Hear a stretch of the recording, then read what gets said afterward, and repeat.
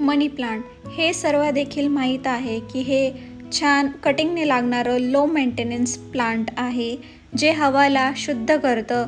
हवेमधून खूप सारे केमिकल किंवा जे विषैले पदार्थ असतात ते हे हवेतनं फिल्टर करतं आणि घराच्या वातावरण शुद्ध करतं.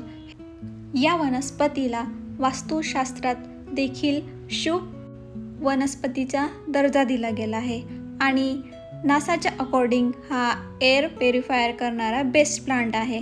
याचे असे हिरवे हिरवे पानं जे हार्ट शेपमध्ये असतात आणि हा एक ग्रीनरी ॲड करतं तुमच्या घरात. तुम्ही ऑफिसच्या टेबल टॉपला किंवा इंडोर कुठेही ठेवू शकता जिथे इनडायरेक्ट सनलाईट याला मिळेल. तर जाणूया याचं प्रोपोगेशन किंवा तुम्ही याला कटिंगने कसे ग्रो करू शकतात एकदम सोप्या पद्धतीने. आणि हे पाणीत आणि मातीत दोघे याच्यात खूप छान ग्रो होतं आणि याची जास्त काळजी घ्यावी लागत नाही. आणि मेन म्हणजे याला कुठलंही खाद किंवा कंपोस्टचीही गरज नाही आहे जेव्हा तुम्ही कटिंग लावता. हे जितकेही मनी प्लांट तुम्हाला दिसत आहे हे मी सगळे कटिंगनेही ग्रो केले हे आणि हे फक्त मी पाण्यातच लावलेले हे कटिंग करून. आणि मी तुम्हाला आज हेच दाखवणार आहे की तुम्ही सुद्धा याची कटिंग कशी लावू शकतात. आणि तुम्ही बघू शकतात अगदी किती टवटवीत आणि छानपैकी सुंदर दिसत आहे. तुम्ही सुद्धा छोटं मोठं कंटेनर किंवा DIY करून एक असं पोट बनवू शकतात किंवा छान पोटही मिळतात बाहेर, ते तुम्ही ऑर्डर करून त्याच्यात लावू शकतात. याची कटिंग ग्रो होण्यासाठी जास्त दिवससुद्धा लागत नाही. 8 दिवसात तुम्हाला याचे रूट दिसायला लागतील. हे छोटे छोटे पानांचं जे क्यूट एकदम छान पानांचं जे दिसत आहे हे सुद्धा मनी प्लांट आहे. तुम्हाला प्रश्न पडला असेल की याचे पानं एवढे लहान लहान का आहे, ते पण सांगते. कारण की याला मी इनडायरेक्ट लाईटमध्ये नाही ठेवलं होतं बिलकुलही. म्हणजे मी सांगू शकते तुम्ही घरचा एक कोपरा जिथे सनलाईट येत नाही आणि इनडायरेक्ट लाईटसुद्धा काही सोर्स नाही आहे तिथे मी हे ठेवलं होतं. तर याचे रूट्स आले पण याचे पानं लहान राहिले. तुम्हाला जर मोठे मोठे पानं हवे असतील तर तुम्हाला ते इनडायरेक्ट लाईटमध्ये ठेवायला हवं. मनी प्लांटचे भरपूर व्हेरायटीज असतात, कलर्स असतात. जसं की गोल्डनमध्ये असते, हे जे मागचं दिसतंय हे गोल्डन मनी प्लांट आहे. एक ग्रीनवालं असते, एक सिल्वर असते. जे दुसरं ठेवलेलं आहे ते मार्बल मनी प्लांट आहे. तुम्ही बघू शकतात मी एक छोट्यासा कपात लावलेलं आहे तरी किती छान त्याचे रूट आलेले आहेत. तर चला मग जाणूया की मनी प्लांटची कटिंग कशी लावावी आणि काय टिप्स आणि काय काळजी तुम्हाला घ्यायची आहे.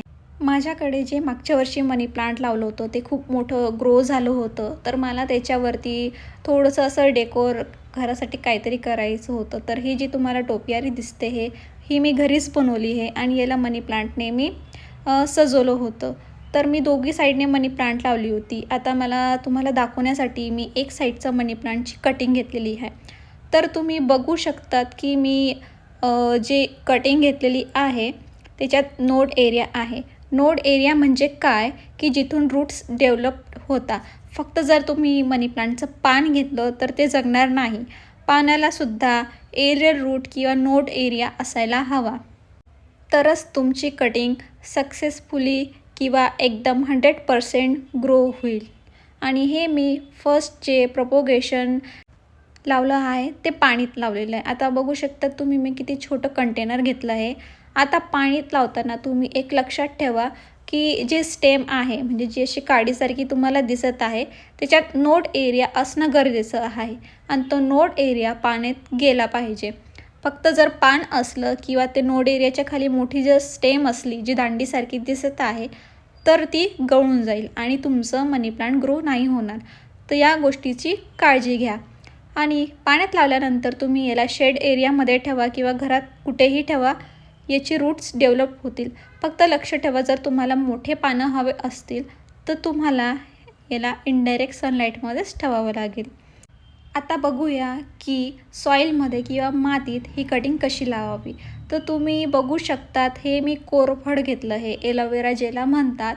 आणि जे तुम्हाला नोड एरिया दिसत आहे बिलकुल तुम्ही बघू शकतात नोड एरिया म्हणजे एरियल रूट्स थोडंसं असं बाहेर आलेलं तुम्हाला दिसत असेल ते तुम्हाला सॉईलमध्ये असं प्रेस करून ठेवायचं आहे. तिथूनच त्याला रूट्स निघतील आणि तिथूनच त्याला नवीन पानं पण फुटतील. तर या गोष्टीचं लक्षात ठेवा. आणि पाणी याला कधी द्यायचं हे ते पण सांगते. तर पाणी याला बिलकुल जास्त चालणार नाही. तुम्ही फक्त थोडी मिस्टिंग करा, म्हणजे पाणीचा थोडा शितळा मारा किंवा असं पोट कंटेनर किंवा कुंडी घ्या ज्याला खाली छिद्र असतील. जर तुमच्याकडनं जास्त पाणी जरी झालं तर ते खाली छिद्रातनं वाहून जाईल आणि जास्त पाणीचं प्रमाण याच्यात राहणार नाही आणि तुमची कटिंग खराब होणार नाही. हे बघा, हे असतं नोड एरिया.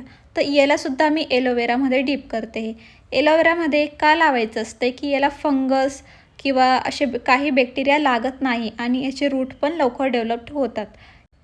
हे कटिंग लावल्यानंतरसुद्धा तुम्हाला हे इनडायरेक्ट लाईटमध्ये ठेवायचं आहे. आणि एक गोष्ट लक्षात ठेवा की याची माती सुकली नाही पाहिजे. तुम्हाला याला मिस्टिंग किंवा पाणीचा फवारा द्यावं लागेल जेव्हा जेव्हा याची माती सुकेल. मी ओव्हर वॉटरिंग नाही म्हणत आहे. ओव्हर वॉटरिंग म्हणजे काय, तुम्ही रोज पाणी देत आहे, त्याच्यात मातीत पाणी असेल तरी तुम्ही त्याच्यात सतत पाणी टाकतात आहे, तर त्याच्याने ते कटिंग खराब होऊ शकते, त्याच्यात फंगससुद्धा लागू शकतं. तर तेवढी मात्र काळजी तुम्हाला घ्यावी लागेल. जेव्हा याच्यात रूट्स येतील, थोडंसं हे मोठं होईल, तेव्हा तुम्ही याला ट्रान्सप्लांट करू शकतात मोठ्या कुंडीत आणि त्याच्यात फक्त माती घेऊ शकतात.